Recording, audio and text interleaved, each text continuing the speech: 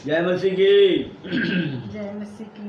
Praise the lord, hallelujah. Lord hallelujah. प्रभु आप सब लोगों को बहुत आशीष प्रदान करे और हम फिर एक बार प्रभु के सानिध्य में और प्रभु के वायदे के मुताबिक हम लोग उपस्थित हुए हैं, इसलिए प्रभु का धन्यवाद देते हैं, प्रभु की स्तुति करते हैं और परमेश्वर ने अपने सिंहासन को हमारे बीच में लगाया है, इसलिए हम परमेश्वर का धन्यवाद देते हैं। आइए हम लोग प्रार्थना में जाएंगे और फिर अध्ययन में जाएंगे। तो हम प्रार्थना करेंगे। धन्यवाद धन्यवाद धन्यवाद आकाश और पृथ्वी के मालिक, सर्वशक्तिमान, सेनाओं का परमेश्वर पिता, राजाओं का राजा, प्रभुओं का प्रभु, महान परमेश्वर, आपके प्रिय पुत्र, मेरे उद्धारकर्ता प्रभु यीशु मसीह के पाक और पवित्र और मीठे नाम में आपके चरणों में आते राजा, आपकी पवित्र आत्मा की सहायता से आते प्रभु जी। ओ राजाओं के राजा, प्रभुओं के प्रभु, धन्यवाद और स्तुति करती हूँ परमेश्वर पिता। आपने प्रभु जी फिर से प्रभु जी एक नया दिन दिखाया प्रभु, एक नई संध्या दिखाई प्रभु, और आपके प्रिय पुत्र और आपके दास और भक्त और अपने बच्चों से प्रभु जी फिर से मिलने का आपने मौका दिया राजा। आपका कोटि कोटि धन्यवाद करती हूँ परमेश्वर पिता। इस महामारी में भी परमेश्वर पिता आपने अपने बच्चों को प्रभु जी सुरक्षा के साथ रखा है प्रभु जी, आपका धन्यवाद करती हूँ राजा। ओ राजाओं के राजा, आपका पवित्र वचन प्रभु, आपकी जीवन की रोटी प्रभु जी, फिर से प्रभु जी हम खाने के लिए उपस्थित हुए हैं प्रभु जी। ओ परमेश्वर पिता आप बातचीत कीजिए प्रभु जी, आप बोलिए प्रभु जी, हम सुनेंगे परमेश्वर पिता। ओ राजाओं के राजा, प्रभुओं के प्रभु, अपने दास को अपने पवित्र आत्मा में रखिए प्रभु जी, अपनी पवित्र आत्मा की चुंबिश कीजिए प्रभु जी।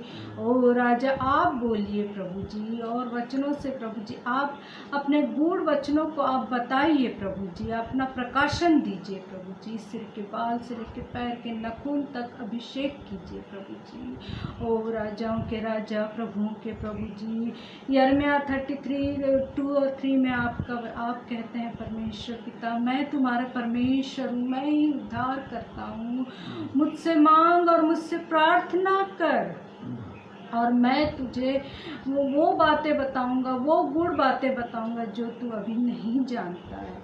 ओ राजा सच में परमेश्वर, जब हम आपके वचनों से लिपट जाते हैं परमेश्वर पिता, आप अपनी गूढ़ बातें जो छुपी है प्रभु जी, संसार से छुपी है प्रभु, लेकिन आप अपने बच्चों पर प्रभु प्रकट करते हैं राजा। ओ राजाओं के राजा, प्रभुओं के प्रभु, जैसे पतरस ने कहा था प्रभु जी आपसे, हे प्रभु हम कहाँ जाए परमेश्वर, हम कहाँ जाए, जीवन का सार तो आपके पास है। हो प्रभु, क्योंकि पतरस जान गया था परमेश्वर पिता कि आपके पास सब कुछ, अनंत काल का जीवन आप ही के पास है प्रभु जी। ओ राजा वहीं पर ही प्रभु जी यहूदा इस्करियोत जो आपके साथ रहता था प्रभु जी, आपके साथ चलता था फिरता था प्रभु, आपको जानता भी था प्रभु, लेकिन वो विनाश का पुत्र हुआ प्रभु जी, क्योंकि आप वो जानकर भी न जाना प्रभु जी, देखते हुए भी नहीं देखा प्रभु जी। ओ परमेश्वर पिता, आप अपने बच्चों से कितना प्यार करते परमेश्वर पिता। ओ राजाओं के राजा, प्रभुओं के प्रभु, आपने अपने प्रिय पुत्र को दे दिया प्रभु जी। ओ परमेश्वर पिता, आपने प्रभु जी उस बंधुआई से छुड़ा कर प्रभु प्रतिज्ञा देश में लाने के लिए प्रभु जी हम सबको लेकर आए थे प्रभु जी, आपने प्रभु जी। ओ प्रभु जी, लेकिन प्रतिज्ञा देश में प्रभु जी 2 ही लोग पहुंच सके प्रभु जी, यहोशू और कालेब प्रभु, क्योंकि वो आपकी आज्ञा के अनुसार चले थे प्रभु, बाकी सब जंगल में ही नाश हो गए प्रभु जी, सबकी कब्रें जंगल में ही बन गई। ओ परमेश्वर पिता, वैसे ही प्रभु जी संसार में बहुत से लोग हैं प्रभु जी, जो प्रभु जानते हुए भी नहीं जानते और देखते हुए भी नहीं देखते प्रभु जी, क्योंकि उनका मन मोटा हो गया है परमेश्वर पिता। आप बातचीत कीजिए प्रभु, क्योंकि आप छुड़ाने वाले परमेश्वर है राजा। ओ परमेश्वर पिता, आप अनुग्रहकारी परमेश्वर, आप दयालु परमेश्वर है, आप हमारे उद्धार करता है प्रभु जी। आपके बच्चे प्रभु जी फिर से आपके पास आते हैं परमेश्वर पिता, आपके वचनों को प्रभु जी सुनने के लिए प्रभु जी। सबको आशीषित कीजिए प्रभु जी, सबसे आप अपनी धीमी और मीठी आवाज़ में बातचीत कीजिए प्रभु जी। ओ प्रभु जी, आप उनको मार्ग बता सकते हैं प्रभु जी, और वो जो मार्ग वो जो पकड़ेंगे प्रभु जी, वो अनंत काल का मार्ग है, हम जानते हैं परमेश्वर पिता। हो प्रभु जी, धन्यवाद और धन्यवाद और धन्यवाद करती हूँ प्रभु जी आपकी उपस्थिति के लिए प्रभु जी। विश्वास करती हूँ परमेश्वर पिता, आपने अपना पवित्र सिंहासन हम सबों के बीच में लगाया प्रभु जी। ओ परमेश्वर पिता, अपनी पवित्र आत्मा प्रभु जी और बहुतायत से भेजिए परमेश्वर पिता, और आग अग्नि रूप ज्वाला के रूप में भेजिए प्रभु जी। अपने दास को इस्तेमाल कीजिए प्रभु जी, ताकि अपनी आपकी जो गूढ़ बातें, आपका जो प्रकाशन है प्रभु जी, और लोगों पर प्रकट हो सके परमेश्वर पिता। ओ प्रभु, सब बचाए जाए प्रभु जी, कोई भी नाश ना होने पाए प्रभु, क्योंकि आपका लहू प्रभु सबों के लिए सबों के पापों के लिए बहाया गया राजा। ओ राजाओं के राजा, प्रभुओं के प्रभु, आगे का समय आपके हाथ में रखती हूँ प्रभु जी, और सारा आदर गौरव महिमा आपको देते हुए प्रभु जी ये विनती मेरे उद्धार करता प्रभु यीशु मसीह के पाक और पवित्र मीठे नाम में मांगती हूँ, दया से सुनो कबूल कर लीजिए। आमीन आमीन आमीन। प्रभु आप सब लोगों को आशीष प्रदान करे। आइए हम लोग परमेश्वर के वचन के अंदर जाएंगे और अध्ययन जो हम कर रहे हैं बागे अदन के वो दो पेड़, जीवन का वृक्ष और भले और बुरे ज्ञान का वृक्ष। अब जीवन के वृक्ष के बारे में हम देख चुके हैं परमेश्वर के वचनों से सारी सच्चाई को, कि वो जीवन का वृक्ष सिर्फ और सिर्फ और सिर्फ प्रभु यीशु मसीह है, जिसके अंदर जीवन है। जीवन की रोटी वो है, जीवन का जल वो है, और जीवन की श्वास वो है। हम परमेश्वर हमें बता रहा है, और परमेश्वर का वचन हमेशा हमसे दोहरे इसके अंदर संवाद करता है। इसलिए इस पेड़ों के भेदों को हम लोग परमेश्वर के वचन से ठीक उसी रीति से देख रहे हैं, जैसा परमेश्वर अपने वचन के अंदर बातों को जो है अपने दोहरे संकेत से, सांकेतिक भाषा के अंदर हमें समझाता है। जैसे प्रभु यीशु मसीह को मेमना कहा गया, तो हम हर एक भेड़ के बच्चे को यीशु मसीह नहीं कहते, है ना। तो प्रभु यीशु मसीह को शारोन का गुलाब कहा गया, तो क्या गुलाब के फूल को हम इस रीति से नहीं है समझने की को परमेश्वर आपकी आत्मा में बात करता है। परमेश्वर की आवाज़ को अपनी आत्मा में सुनिए, और वचन के जो वचन जिस संदर्भ में जहाँ जिस रीति से कहा गया है, और ये बात तभी समझ में आती है जब हम बाइबल को, परमेश्वर के इस जीवित कलाम को, जो स्वयं अपने आप को अपने जीवित कलाम में प्रकट करता है, उसको जब तक हम आत्मा से नहीं पढ़ेंगे, आत्मिक आंखों से देखकर नहीं पढ़ेंगे, आत्मिक कानों से जब तक हम नहीं सुनेंगे, और आत्मिक बुद्धि में जब तक हम उसको ग्रहण नहीं करेंगे, तब तक परमेश्वर का वचन जो है वो समझ पाना बड़ी टेढ़ी खीर हो जाता है। इसलिए प्रार्थना करें कि प्रभु और परमेश्वर के वचन को जो है आप अपनी आत्मिक आंखें खोलें, आत्मिक कान खोलें, और आत्मिक बुद्धि में, आत्मा की बुद्धि में परमेश्वर के इन रहस्यों को और भेदों को आप ग्रहण करें, सीखें और सिखाएं, और परमेश्वर के वचन को सीखें, परमेश्वर की भेद भरी बातों को सीखें और दूसरों को सिखाएं। आप इन संदेशों के द्वारा आप अपने नोट लिख सकते हैं, आप इसके ऊपर बाइबल स्टडी लिखकर आप जो है लोगों को भेज सकते हैं, या इस संदेश के द्वारा ही आप एक दूसरा भी अपना लाइव जो है वीडियो, मैं आपको कभी नहीं कहूँगा कि आप ये मेरा ही वीडियो शेयर करें, नहीं, क्योंकि मुझे किसी प्रकार की कोई प्रसिद्धि नहीं चाहिए, मुझे अपनी कोई महिमा नहीं चाहिए। आप स्वयं भी इन शिक्षाओं को जो प्रभु क्योंकि प्रभु दे रहा है तो इन्हें ग्रहण करें, इन्हें सीखें और लोगों को सिखाने के लिए आप अपने शब्दों में जो है अपने प्रियजनों को परमेश्वर के इन भेद भरी बातों को बताएं, शेयर करें, ताकि वो नरक की आग में न जाते हुए स्वर्ग के राज में प्रवेश करें और बचाए जाएं। इतनी ही मेरी आप लोगों से विनती और प्रार्थना है कि परमेश्वर के इन भेद भरे बातों को आप स्वयं सीखने के बाद लोगों को सिखाने वाले बने। ओके, सिखाने वाले बने, आप परमेश्वर के मंदिर बने, दूसरों को परमेश्वर का मंदिर बनाएं। मैं बिल्कुल नहीं कहता कि आप मेरे ही वीडियो को जो मैं आप लोगों को, क्योंकि ये मेरा नहीं है, ये परमेश्वर ने जो कुछ खाना परोस करके दिया है उस खाने को हम परोसने वाले हैं। हम सिर्फ परोसने, क्योंकि ये वचन, ये रोटी, ये प्रभु की है और ये भोजन परमेश्वर ने दिया है।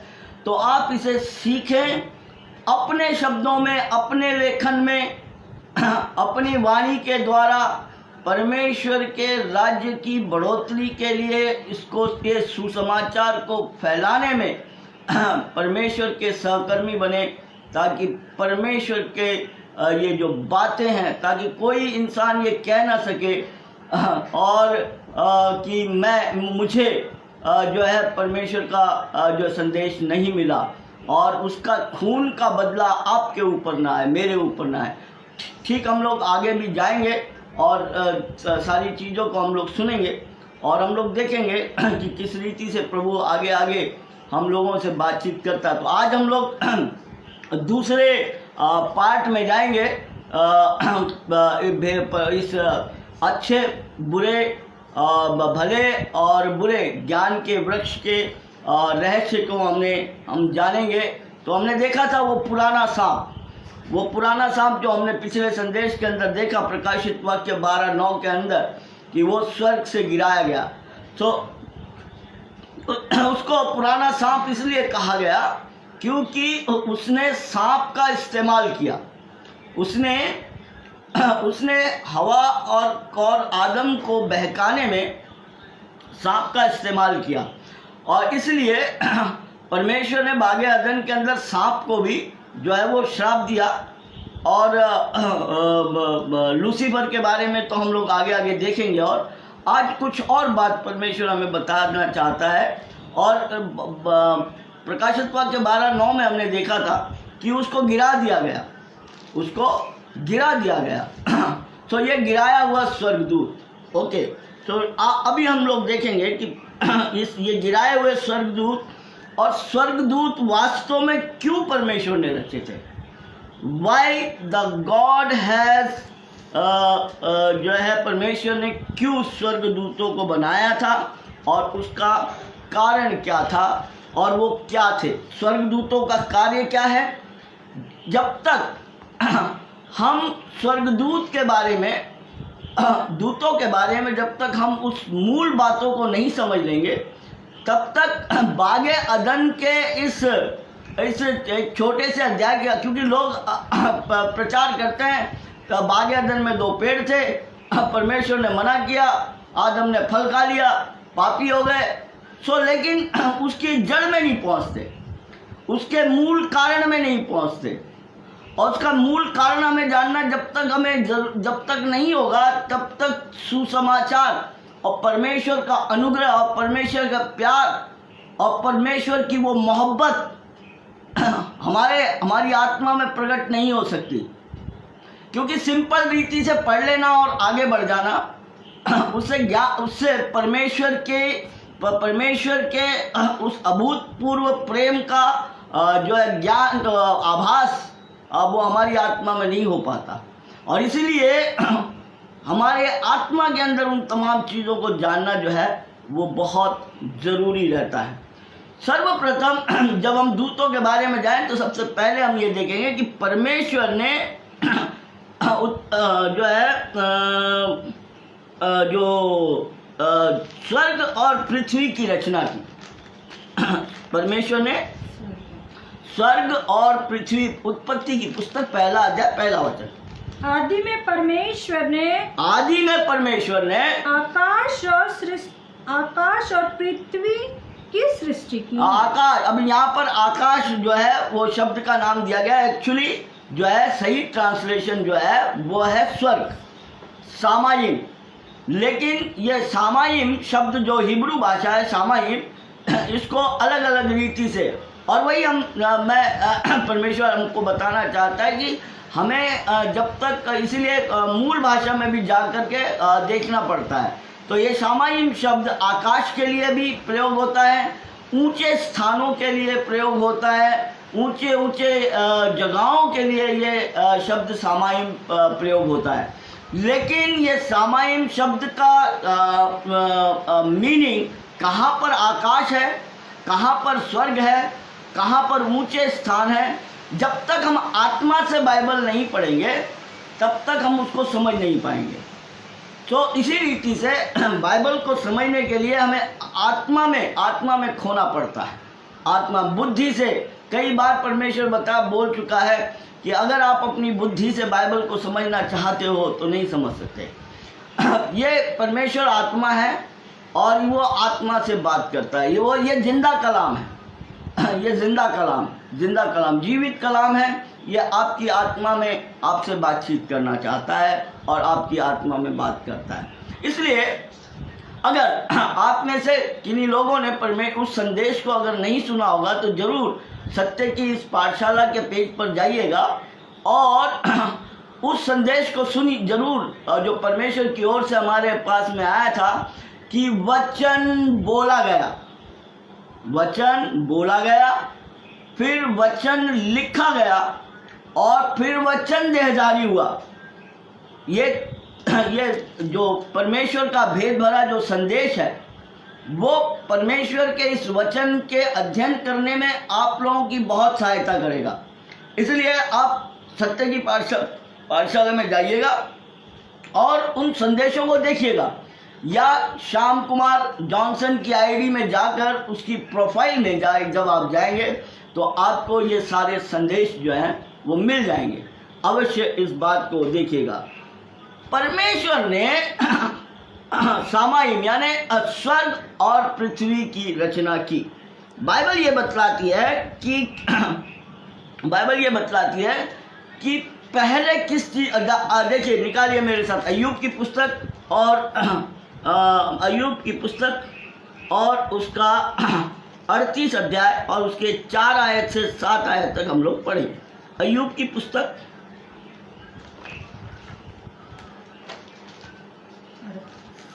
38, अय्यूब की पुस्तक उसका 38 अध्याय और उसकी 4 आयत से लेकर के 7 आयत तक हम लोग पढ़ेंगे। हाँ। जब मैंने पृथ्वी की नींव डाली तब तू कहाँ था? हाँ। यदि तू समझदार हो तो उत्तर दे। देखिए यहाँ पर अय्यूब के साथ परमेश्वर प्रश्न उत्तर कर रहा है और क्या पूछ रहा है कि जब मैंने पृथ्वी की नींव डाली तब तू कहाँ था, और यदि तू समझदार है तो उत्तर दे। हाँ, आगे। उसकी नाप किसने ठहराई? क्या तू जानता है? उस पर किसने सूत खींचा? हाँ? उसकी नींव कौन सी वस्तु पर रखी गई? पृथ्वी की नींव कौन सी वस्तु पर रखी गई? हाँ? या किसने उसके कोने का पत्थर बैठाया? जबकि भोर के तारे एक संग आनंद से गाते थे और परमेश्वर के सब पुत्र जय जयकार करते थे। इसका मतलब परमेश्वर का वचन साफ बतला रहा है कि स्वर्ग की रचना पहले हुई और पृथ्वी की रचना बाद में हुई। वो प्रश्न कर रहा है कि जब मैं उसकी नींव डाल रहा था तो अगर तुझे मालूम है तो बता। और 7वां वचन बड़ा क्लियर रीति से कह रहा है जब भोर के तारे और परमेश्वर के पुत्र जय जयकार कर रहे थे। इट मीन्स परमेश्वर ने स्वर्ग की रचना और स्वर्ग के अंदर जितने लोग हैं, जो जो जहाँ जो जो चीजें हैं, अब जब हम सामायिक इस विषय के ऊपर जब हम अध्ययन करेंगे तब परमेश्वर हमें स्वर्ग के अंदर की एक एक रचना के बारे में हमसे बातचीत करेगा। तो स्वर्ग जो है वो क्या है उसके बारे में तब हम बाकी तमाम और भी, क्योंकि मैसेज जो है फिर स्वर्ग के ऊपर टिक कर रह जाएगा और हम जो है इस भले बुरे ज्ञान के पेड़ के बारे में हमारा मेन टॉपिक गिराया हुआ स्वर्गदूत पुराना साम। परमेश्वर अभी इस पर बात करना चाहता है। उसके बाद में हम बात करेंगे उन तमाम सब्जेक्टों के ऊपर जैसा परमेश्वर चाहता है कि हम स्वर्ग के बारे में जाने, पृथ्वी के बारे में भी उस रहस्य को जाने। पृथ्वी बाद में बनाई गई, बाद में रची गई, स्वर्ग पहले रचा गया। स्वर्ग क्या है, स्वर्ग क्या है हम देखेंगे। हिब्रू की पुस्तक, इब्रानियों की पुस्तक फटाफट निकालिए। इब्रानियों की पुस्तक और उसका 11 अध्याय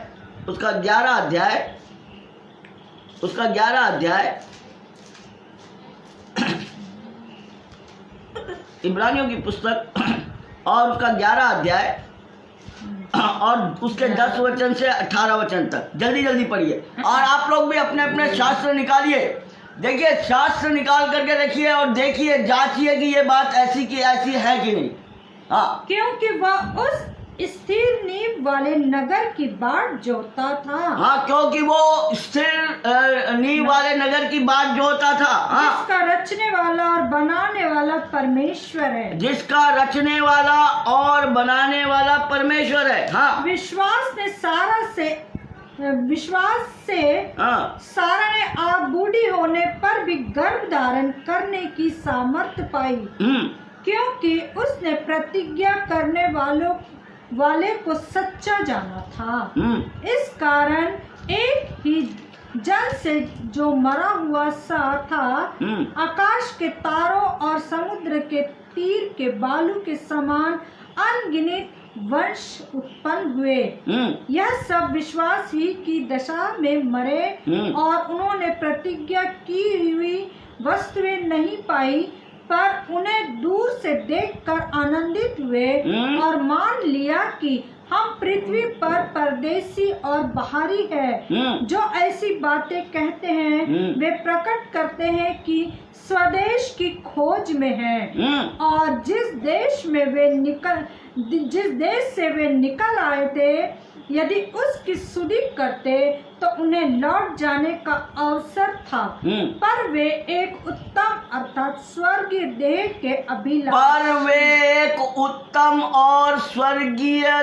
के अभिलाषी हैं। सो स्वर्ग एक स्वर्गीय देश है। स्वर्ग एक प्लेनेट है।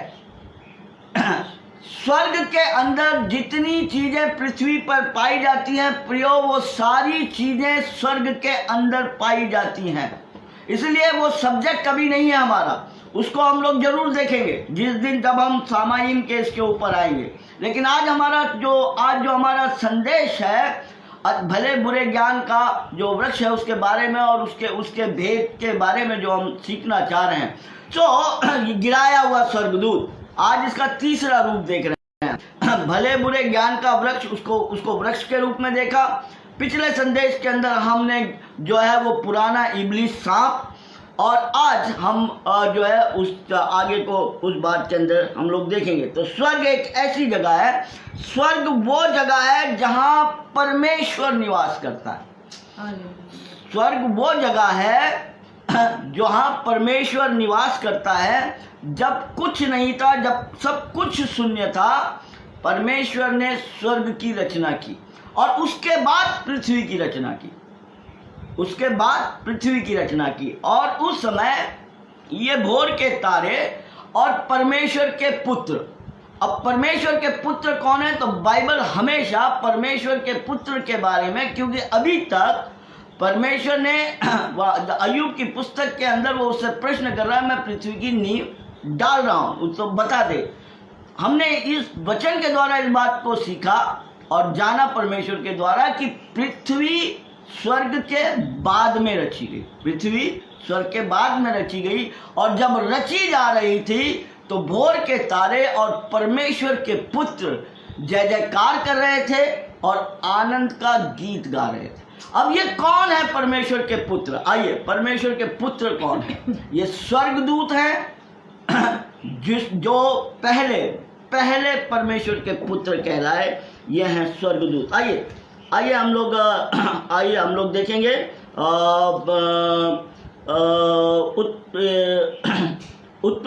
इसका उल्लेख 4 जगह पर मिलता है। फटाफट निकालिए अपने बाइबल को। उत्पत्ति की पुस्तक 6वां अध्याय और उसका 1 वचन से 4 वचन तक।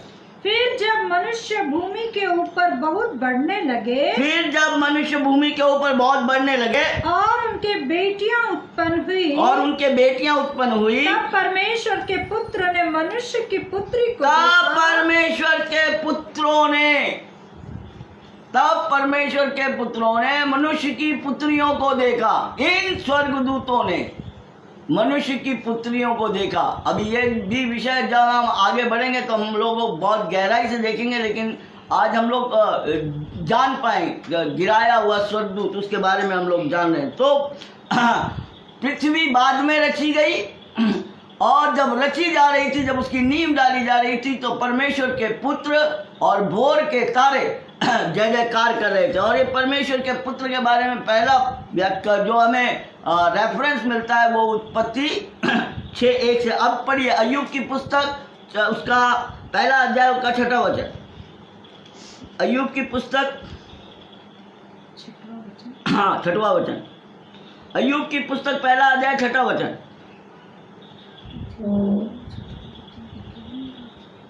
एक दिन यहोवा परमेश्वर के पुत्र उसके सामने उपस्थित एक दिन यहोवा परमेश्वर के पुत्र उसके सामने उपस्थित हुए।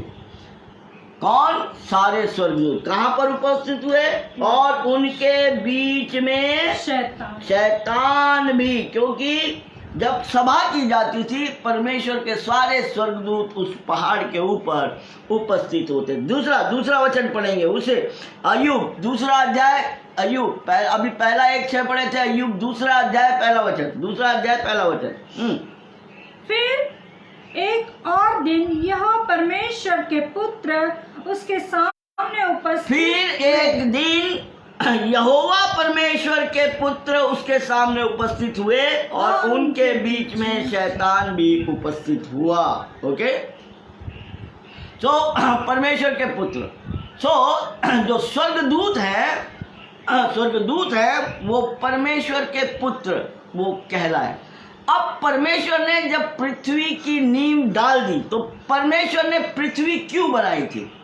और देखिए, और परमेश्वर ने पृथ्वी क्यों बनाई थी और स्वर्ग बनाया। स्वर्ग में परमेश्वर निवास करता था और उसकी सारी सेना, यानी परमेश्वर की सारी सेना, यानी सभी स्वर्गदूत, जितने भी उसके दूत थे वो सब वहाँ पर थे। प्रकाशित वाक्य में जब हम आगे आएंगे, जब हम देखेंगे तो ये स्वर्गदूत परमेश्वर की महिमा करते हैं। रात और दिन परमेश्वर की महिमा के ये गुण गाते हैं। वहाँ पर वो हमेशा जो है ग्लोरी ग्लोरी ग्लोरी, महिमा महिमा कहकर स्तुति प्रशंसा परमेश्वर की जो है वो हमेशा बात को हम लोग आगे देखेंगे। तो परमेश्वर ने दूतों को भी, स्वर्गदूतों को भी इसलिए रचा। मनुष्य को हम देख चुके थे कि मनुष्य को भी उसने इसीलिए रचा था कि वो उसकी महिमा करे।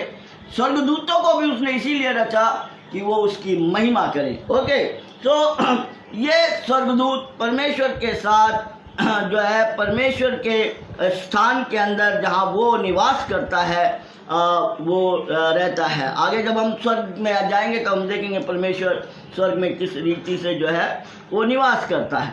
ओके, तो जब उसने पृथ्वी को पृथ्वी की जब उसने रचना की, जब परमेश्वर ने पृथ्वी की रचना की, है ना, स्वर्ग की परमेश्वर वहाँ पर है और उसकी सेना जो है वो वहाँ पर है। अब पृथ्वी की नींव डाली तो पृथ्वी क्यों बनाई गई थी? यशाया नबी की किताब 45 अध्याय 18 वचन। 45 अध्याय और उसका 18 वचन।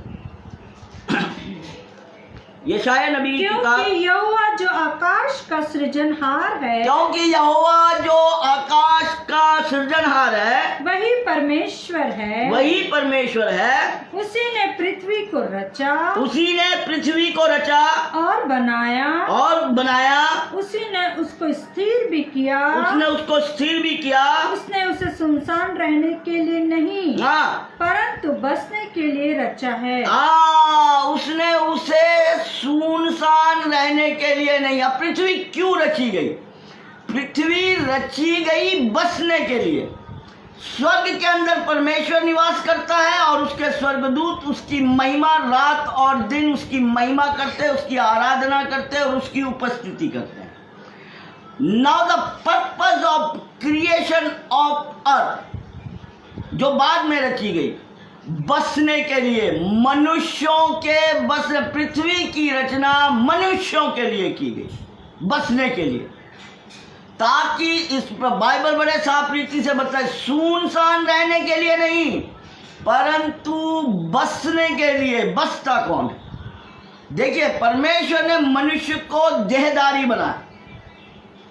परमेश्वर ने मनुष्य को, देखिए, बसता कौन है? जिसका एक देह है, जो हाड़ और मांस का पुतला है, वो एक स्थान के ऊपर रहता है। स्वर्ग और परमेश्वर और बाकी की आत्माएं वो विचरती रहती हैं। उनको किसी भी चीज की जो है आवश्यकता नहीं है ना। मनुष्य पर्पसली परमेश्वर ने मनुष्य को, और इसलिए परमेश्वर की रचना और परमेश्वर की बातों को ध्यान से देखिए। परमेश्वर ने मनुष्य को भूमि की मिट्टी से अजर और अमर बनाया था, मारने के लिए या मौत नहीं दी थी। ये बाकी की जो बातें हुई हैं, ये पाप में गिर जाने के बाद में हुई हैं। मिट्टी में क्यों मिली, ये सारी चीजें बड़े भेद का रहस्य है। और इसलिए परमेश्वर जो है बार बार कहता है, परमेश्वर के वचन में जाइए, गहराई से उसको ढूंढिए, जो ढूंढेगा वो पाएगा। वचन कहता है ढूंढोगे तो पाओ। देयर इज अ कंडीशन, ढूंढोगे तो पाओगे, कंडीशन। नहीं ढूंढोगे नहीं पाओगे। खटखटाओगे तो खोला जाएगा, नहीं खटखटाओगे नहीं खोला जाएगा। सो ढूंढना और परमेश्वर के वचन के अंदर ढूंढना हम जो है वो बहुत जरूरी। तो पृथ्वी मनुष्यों को बसने के लिए, परमेश्वर ने पृथ्वी की रचना मनुष्यों के लिए की गई और इसीलिए मनुष्य को जो है भूमि की मिट्टी से बनाया गया था। ओके, नाउ अब हम लोग फट से आते हैं उत्पत्ति की पुस्तक और उसका दूसरा अध्याय। उत्पत्ति की पुस्तक और उसका दूसरा अध्याय। उत्पत्ति की पुस्तक और उसका दूसरा अध्याय और उसका पहला वचन। यो आकाश और पृथ्वी और उसकी सारी सेना का बनाना समाप्त। यो सर, यहाँ पर फिर आकाश लिखा है, एक्चुअली स्वर्ग। यो स्वर्ग और पृथ्वी और उनकी सारी सेना का बनाना समाप्त हो गया। पृथ्वी के ऊपर मनुष्य तो बनाया ही नहीं गया था। जो ये सेना के बारे में, जो ये मूल रचना, जब परमेश्वर ने पहले स्वर्ग और बाद में पृथ्वी की रचना की, ये तब का वृत्तांत है। इसकी पहली 5 आयतें परमेश्वर मूल रचना में, जब परमेश्वर ने उत्पत्ति 1:1 के अनुसार स्वर्ग और पृथ्वी की रचना की, वहां से संबंधित है, वहां रेफर करता है ये। तो क्या कह रहा है? यो आकाश और पृथ्वी और उनकी सारी सेना का बनाना समाप्त हो गया। अब आगे जो है वो 7वें दिन का जो उल्लेख है उसके बारे में प्रभु फिर से, ये भी बहुत गहराई का और भेद से भरा हुआ वचन है 7वां दिन, और उसके बारे में भी परमेश्वर हमसे बातचीत करेगा। नाउ अभी हम लोग देखते हैं कि परमेश्वर का वचन, 5वां वचन पढ़िए। हाँ, 5वां वचन पढ़िए, इसी का 5वां। तब मैदान का कोई पौधा भूमि पर न था और न मैदान का कोई छोटा पेड़ उगा था, हाँ, क्योंकि यहाँ परमेश्वर ने पृथ्वी पर जल नहीं बरसाया था हाँ। और भूमि पर खेती करने के लिए मनुष्य भी नहीं था। खेती करने के लिए अभी पृथ्वी बनाए जाने के बाद में परमेश्वर ने मनुष्य की रचना नहीं की है। 7वें वचन के अंदर उसने रचना की है। तो यहाँ पर मनुष्य नहीं है। सारी सेना का बनाना खत्म हुआ, यानी परमेश्वर स्वर्ग की वस्तुएं और तमाम स्वर्गदूत, उसकी रचना का जो है वो खत्म हो गई। नाउ अब परमेश्वर जो कार्य करता है पृथ्वी की रचना की, देखिए पृथ्वी की रचना अगर हम देखें मनुष्य मत्ती रचित सुसमाचार उसका 5वां अध्याय और उसका 5वां वचन। मत्ती रचित सुसमाचार और उसका 5वां अध्याय और उसका 5वां वचन। हाँ, मत्ती रचित सुसमाचार उसका 5वां अध्याय और उसका धन्य है वे जो नम्र है, क्योंकि वे पृथ्वी के अधिकारी होंगे। कौन पृथ्वी के अधिकारी होंगे? मनुष्य। ये किसके पहाड़ी उपदेश किसका है? प्रभु यीशु मसीह का। प्रभु यीशु मसीह के शब्द को सुनिए, धन्य है वे जो नम्र हैं, वे पृथ्वी के अधिकारी होंगे। और पृथ्वी मनुष्य के लिए और मनुष्यों के लिए बनाई गई, लेकिन स्वर्गदूत क्यों बनाए गए थे? स्वर्गदूत और सारी सेना एक तो परमेश्वर की महिमा के लिए बनाए गए थे, परमेश्वर की महिमा के लिए बनाए गए थे, और दूसरी बात कि परमेश्वर जिसने धरती की रचना की और उसके ऊपर जो मनुष्य की उसने रचना की, उन मनुष्यों की सेवा के लिए उनको to minister them God has given that duty to angels. परमेश्वर ने वो कार्य स्वर्गदूतों को दिया था ताकि वो जो है मनुष्यों की को मिनिस्टर करें। जब जब जरूरत पड़े, जहाँ जहाँ जरूरत पड़े, वहाँ वहाँ उसकी मदद के लिए, उसकी सेवा के लिए तत्पर और तैयार रहे। इसलिए स्वर्गदूतों की रचना की गई।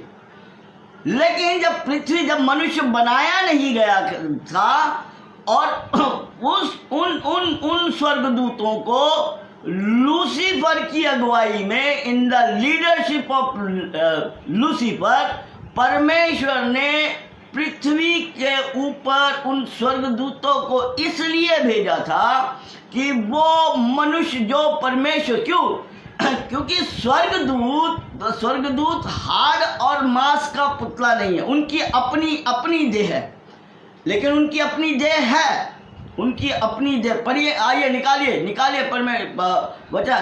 संसार में कोई भी नहीं है जिसकी अपनी देह ना हो। हर एक इंसान की अपनी देह है। मनुष्य है सिर्फ जिसकी हाड़ और मांस की देह, बाकी हर एक की देह है, लेकिन उसके अंदर लोहू का संचारण नहीं है। उनके पास में वो देह नहीं है। आइए पहला कुरिन्थियों 15 अध्याय 36 वचन से लेकर 41 वचन तक हम लोग देखेंगे। 36 वचन से लेकर 41 वचन तक हम लोग पढ़े। पहला कुरिन्थियों 15 अध्याय उसका 35 से 41। पहला कुरिन्थियों और उसका 15 अध्याय और उसका 35 से 41 वचन तक। अब कोई यह कहेगा मुर्दे किस रीति से जी उठते हैं, और कैसी देह के साथ आते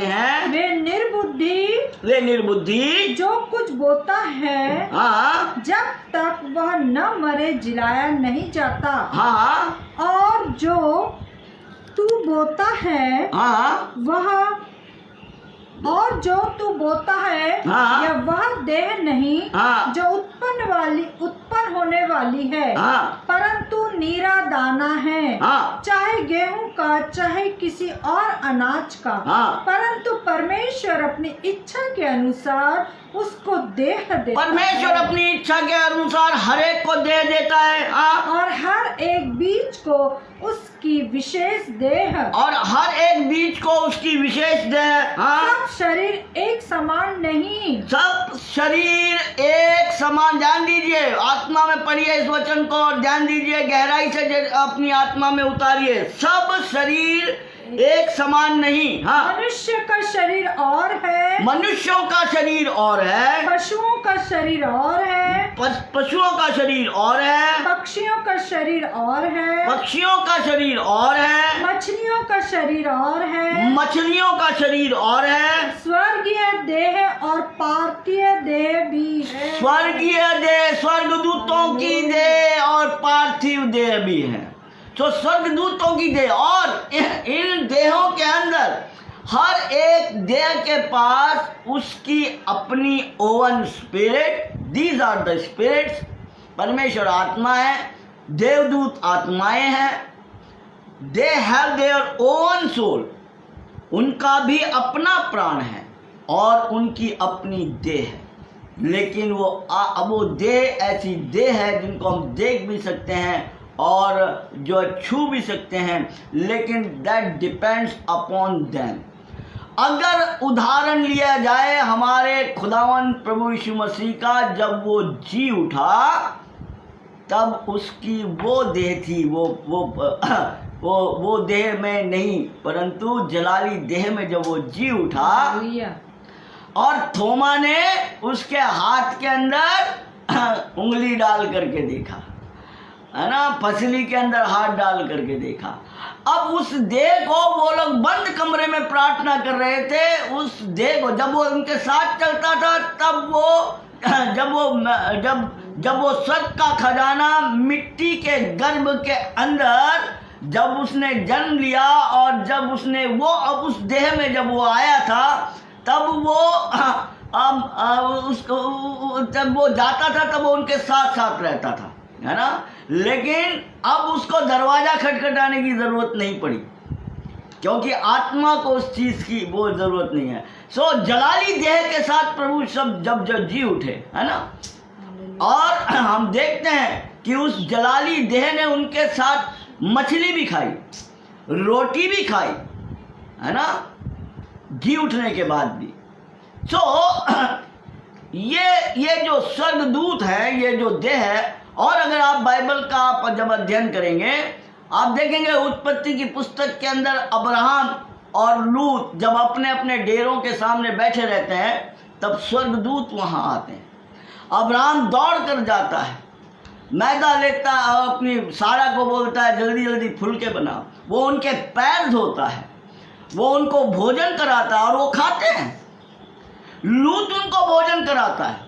स्वर्गदूतों को अपने घर में रात को ठहराता है, जहां रात को वो सदोम और अमोरा सदोम के लोग जो उनके घर में घुस करके आ जाते हैं, सुंदरता देखकर स्वर्गदूतों की, और कहते हैं उनको बाहर निकाल, क्योंकि हमको उनके साथ कुकर्म और व्यभिचार करना है।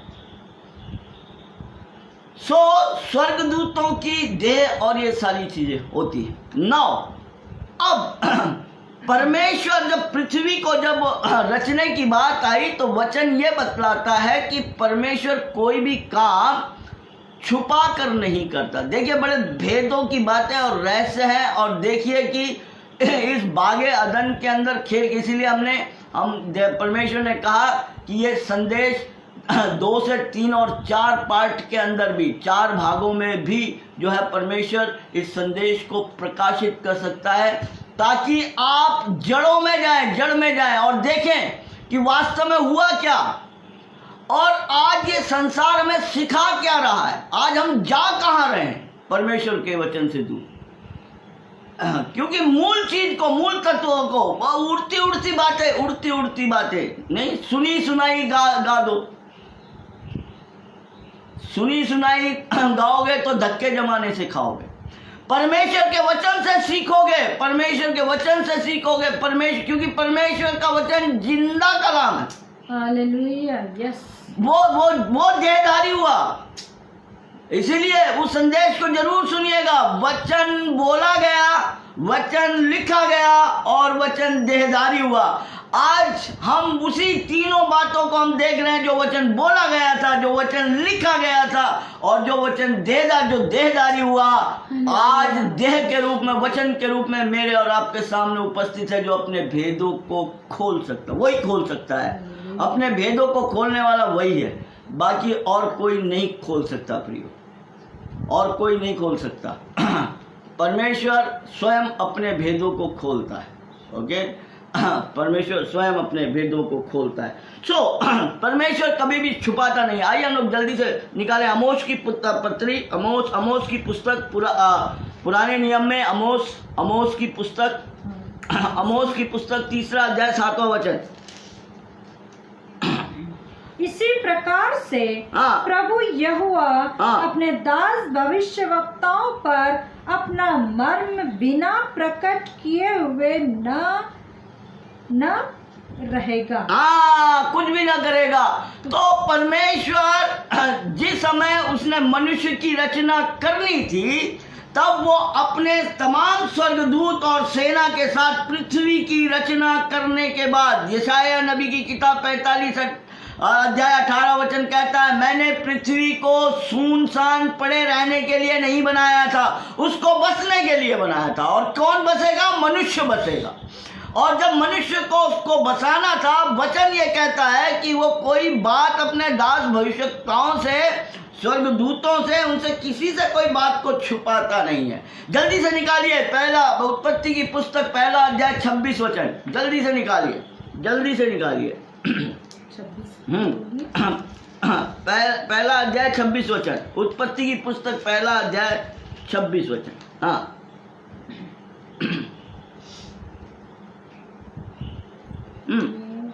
फिर परमेश्वर ने कहा, जाए एक वचन को, एक शब्द को ध्यान से सुनिए और आत्मा में बसाइए। हाँ, हम मनुष्य को अपने स्वरूप के अनुसार अपनी समानता में बनाया नहीं अभी।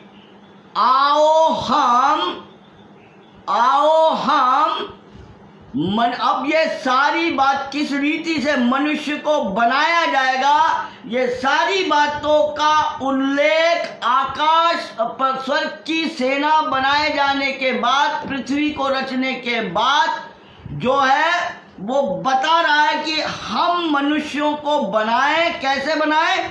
अपने स्वरूप में बनाए, अपनी समानता में बनाए। और जब यह बात अभी हम यहाँ पर देख रहे हैं, ये जो है ये बात को हम यहाँ पर देख रहे हैं, लेकिन लूसीफर, देखिए लूसीफर क्यों लड़ाई करी उसने, क्यों वो स्वर्ग में चढ़ा, क्यों वो पुराना सांप जिसके बारे में कहता है ये वही पुराना सांप है बागे अदन के अंदर, लड़ाई क्यों हुई? क्या कारण था लड़ाई होने का? लड़ाई होने का कारण यह था कि परमेश्वर ने इस स्वर्गदूतों के सामने जो है वो भेदों को, परमेश्वर अपने वचन कहता है वो छुपाता नहीं है। और उसने बताया कि इस पृथ्वी को बसने के लिए बनाया है, और जो मनुष्य जो बनाया जाएगा, इस पृथ्वी का राजा वो होगा, उसे पूरा अधिकार होगा, वो मेरी समानता में, मेरे स्वरूप में होगा, वो अजर होगा, वो अमर होगा, वो मेरा मंदिर होगा। नम्र लोग परमेश्वर के अधिकारी होंगे, वो मैं उनमें चला, परमेश्वर का राज्य पृथ्वी पर होगा। Hallelujah, yes. अब ये बात जो है ये लूसीफर को बहुत, क्योंकि परमेश्वर ने लूसीफर और उसकी सेना, मनुष्य, स्वर्गदूत जो है वो मनुष्यों की, देखिए हम लोग कुछ वचनों को देख लेंगे, फिर बाद में हम लोग आगे फिर इन वचनों को हम लोग आगे करेंगे। 10 मिनट है हमारे पास। परमेश्वर जो है वो हमसे बातचीत करेगा। तो जल्दी से निकालें इब्रानियों की पुस्तक उसका पहला अध्याय और उसकी 13 और 14 है। हाँ, इब्रानियों की पुस्तक और उसका पहला अध्याय और उसका 13 और 14 वचन। अपने अपने शास्त्रों को निकाले प्रियो, अपने अपने शास्त्रों को निकाले। और हाँ 13 और 14। हाँ 13 और 14। और स्वर्गदूतों में से हाँ, उसने किससे कब कहा, और उसने स्वर्गदूतों में से कब और किससे कहा कि तू मेरे दाहिनी ओर बैठ, कि तू मेरे दाहिनी ओर बैठ, हाँ, जब तक कि मैं तेरे बैरियों को तेरे पाँव के नीचे की पीढ़ी न कर, जब तक कि मैं तेरे बैरियों को तेरे पाँव की पीढ़ी की चौकी ना कर दूं। हाँ, क्या वे सब सेवा टहल करने वाली, क्या वो सब सेवा टहल कर, स्वर्गदूत कौन है? क्या वो सब सेवा टहल करने वाली आत्माएं नहीं है? हाँ, जो उद्धार पाने वालों के लिए सेवा करने को भेजी जाती है, जो उद्धार पाने वालों के लिए सेवा करने के लिए भेजी जाती है। Why God created the angels for man? ताकि उनकी सेवा टहल और उनके, जब हम बाइबल का जब हम अध्ययन करते हैं और हम जब परमेश्वर के वचन का जब हम लोग अध्ययन करेंगे और देखें, जल्दी हम लोग कुछ चीज़ों को हम लोग देख लेंगे। देखिए उत्पत्ति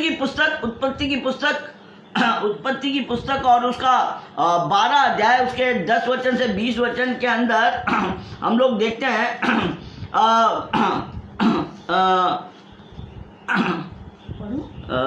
एक मिनट है ना। तो हम लोग 12 अध्याय का 10 से 20 में आप लोग नोट करते जाइए और वचन निकालिए और इस बात को आप लोग ध्यान में रखना।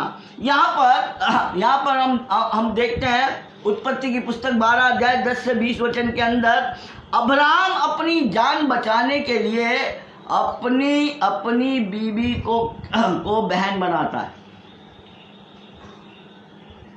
और फिरौन के सामने कहता है और उसको भी बोलता है अपनी बीवी को कि मेरी जान बचेगी तब, नहीं तो ये मार डालेगा मेरे को। लेकिन जब वो विपत्ति वहां आती है, जब आप आगे पढ़ोगे, तब परमेश्वर का दूत उस फिरौन को बतलाता है वो उसकी, तो किस रीति से सारा को भी परमेश्वर बचाता है और कैसे अब्राहम को बचाता है। सेवा टहल करने वाली आत्मा। जब आप 16 अध्याय और निकालते जाइए, आप लोग निकालते जाइए और लिख लीजिए, उत्पत्ति की पुस्तक 16 अध्याय 7 से 9 वचन। हाँ उत्पत्ति। तब यहोवा के दूत ने उसको जंगल में शूर के मार्ग पर जल के एक सोते के पास पाकर कहा। किसने किसको पाया? यहोवा के दूत ने शूर के मार्ग पर जल के सोते। पढ़ो ऐसा नहीं, आप पढ़ो ना। हे सारै की दासी हाजिरा, तू कहाँ से आती और कहाँ को जाती है? उसने कहा, मैं अपनी स्वामिनी सारै के सामने से भाग आई हूँ। यहोवा के दूत ने उससे कहा, अपनी स्वामिनी के पास लौट जा। यहोवा के, देखिए अब यहाँ पर हाजिरा की रक्षा कौन कर रहा है? कौन मिला? कौन सम्मति दे रहा है? सेवा टहल, परमेश्वर के दूत। हाजिरा को कहा परमेश्वर के दूत ने और सही शिक्षा दी, वापस जा और अपनी स्वामिनी के अधीन रहे। ओके, अब हम लोग आगे पढ़ेंगे हम लोग, और हम लोग आगे देखेंगे और उसके बाद में हम लोग देखते हैं परमेश्वर के वचन से परमेश्वर देखिए लूत को कैसे बचाता है। लूत को 19 अध्याय स्वर्गदूत कैसे लूत को बचाते हैं। लूत 19 अध्याय उसका 16 वचन। 19 अध्याय 16 वचन। हाँ, पर वह विलम्ब करता रहा। कौन विलम्ब करता रहा? लूत विलम्ब करता रहा। सदोम को नाश करना था, सदोम को नाश करना था, अंगार लगने वाली थी, स्वर्ग से आग बरसने वाली थी, वो विलंब कर रहा था। तो क्या हुआ? इस पर उन पुरुषों ने उसका और उसकी पत्नी और दोनों बेटियों के हाथ पकड़े, हाँ। क्योंकि यहोवा की दया उस पर थी, और उनको निकाल कर नगर के बाहर स्वर्गदूतों ने सेवा टहल कर, फिर लूत को भी विपत्ति से, उसकी पत्नी को, उसकी बेटियों को बचाने की सेवा टहल करने। दूतों का कार्य क्या है? सेवा टहल करना। ओके। और हम लोग देखेंगे अब्राहम जब अपने बेटे को मोरिया पर्वत के ऊपर जब वो चढ़ाने के लिए गया, बलि चढ़ाने के लिए गया, वहां भी परमेश्वर का स्वर्गदूत आया और स्वर्गदूत ने इसाक को बचा लिया। आवाज दिया अब्राहम को, है ना, अपनी छुरी नीचे डाल दे। उसके बाद में हम देखते हैं राजाओं की पुस्तक में जब हम आते हैं, पहला राजा 19 अध्याय, पहला राजा 19 अध्याय 5 से 8 वचन तक। यहाँ पर पहला राजा लिखते जाइए और देखते जाइए और देखिए इन वचनों को, शास्त्रों को लिखते जाइए। पहला राजा 19 अध्याय 5 से 8 वचन तक। वहां पर जब एलिया, परमेश्वर का भक्त एलिया, जब झूठे नबियों को और भविष्यवक्ताओं को मार डालता है और आहाब राजा अपनी रानी जिजबेल, जो कि बहुत ही उसका चरित्र के बारे में जब हम आएंगे तब हम लोग पढ़ेंगे, तो वो उस इजबेल को सारी बातें बतलाता है। और इजबेल कहती है, संदेशा भेजती है एलिया के पास कि कल तक तेरा प्राण भी ले लिया जाएगा जैसे तूने मेरे नबियों को मार डाला। लेकिन परमेश्वर का वचन कहता है कि परमेश्वर ने उसको होरे पर्वत पर जाने तक परमेश्वर के दूतों ने उसको खाना खिलाया। तो सेवा टहल करने वाली आत्माएं, अगर आप आगे जाएंगे तो हम लोग इस विषय को हम लोग और भी ज़्यादा कंटिन्यू करेंगे। भजन संहिता 91 में कहता है, तेरा दूत तेरी रक्षा करेगा, विपत्तियों से बचाएगा। परमेश्वर आज संध्या के समय में कंक्लूजन के अंदर हमें ये बतलाना चाहता है कि परमेश्वर ने स्वर्गदूतों की क्रिएशन इसलिए की थी कि वो मनुष्यों की और परमेश्वर की महिमा करे, और मनुष्य जब विपत्ति के अंदर आए तब वो उनको विपत्ति में सहायता करे, उन्हें बचाए और उनके पास में खड़ा रहे। अब इस रहस्य को जब लूसीफर जान गया और उसने सोचा अब मेरा तो राज जो है वो चला गया, क्या जरूरत थी आदमी को गिराने की और क्या करने की? देखिए, परमेश्वर के वचन से समझने की कोशिश कीजिए। So now we will go into that, क्योंकि फल खाने के लिए क्यों मजबूर किया गया, क्यों स्वर्ग में लड़ाई हुई, है ना। लूसीफर पृथ्वी के ऊपर जो 1/3 स्वर्गदूत के साथ के अंदर जो उसको यहाँ पर अधिकार दिया था, मनुष्यों को जो बसने के ऊपर इन आत्माओं की सेवा और उनको विपत्ति और इनसे बचाने के लिए, वो अपना राज्य छीने जाने के डर से उसने क्या किया। इस बाकी के भेद के संदेश को हम लोग अगले संदेश में कंटिन्यू करेंगे। जुड़े रहिए, प्रभु के साथ प्रार्थना करते रहिए, हमारे लिए भी जुड़िए, अपने लोगों को जोड़िए, इन तमाम बातों को अपने शब्दों में परमेश्वर की आत्मा की भरपूरी से इन शिक्षाओं को खुद सीखिए, सिखाइए। प्रियो, यह वो शिक्षा है जो आप अपने बच्चों को देंगे, उनको कोई छीन नहीं सकेगा। संसार की संपत्ति तो छीन ही जाएगी, लेकिन सत्य अगर आप अपने बालकों को सिखाएंगे, अपने बेटे और बेटियों को सिखाएंगे, है ना, तो इन्हें लिखिए, खुद अपने इसी रीति से परमेश्वर का प्रचार कीजिए। और उन प्रचारों को मैं कभी नहीं कहूँगा कि आप ये वीडियो शेयर करो। अगर आप अपने शब्दों में बोलिए, आप अपने इस रीति से परमेश्वर के वचन का प्रचार कीजिए, क्योंकि मैं प्रसिद्धि नहीं चाहता, मैं परमेश्वर के राज्य का सुसमाचार चाहता हूं। हालेलुया। और इस सुसमाचार प्रचार करने वाले आप बने। आप लोग, आप है वो, आप सहकर्मी हैं परमेश्वर के। परमेश्वर का सुसमाचार प्रचार करने वाले आप सहकर्मी हैं। आप अपने परमेश्वर की आत्मा के अभिषेक से परमेश्वर की इन सच्चाइयों को आप प्रचार कीजिए, आप प्रचार कीजिए और लोगों तक परमेश्वर के, क्योंकि दिन बहुत नजदीक, the time is very near, प्रभु आपको सब लोगों को आशीष प्रदान करे। और हम लोग फिर कल तो नहीं, परसों फिर ये संदेश जो है वो क्लियर रहेगा। और तब है ना, जब तक हम लोग जड़ तक नहीं पहुंचेंगे ना, इसलिए तब तक हम परमेश्वर के वचन को और परमेश्वर के उद्धार को और उसकी मोहब्बत को नहीं समझ पाते हैं। ओके सर, देन आगे हम लोग और भी सीखेंगे कि ये आत्माओं का काम क्या था और लूसीफर क्यों गिराया गया और आगे बागे रतन के अंदर क्या हुआ। ओके, तब तक के लिए आप सबको प्यार भरा सलाम, जय मसीह की।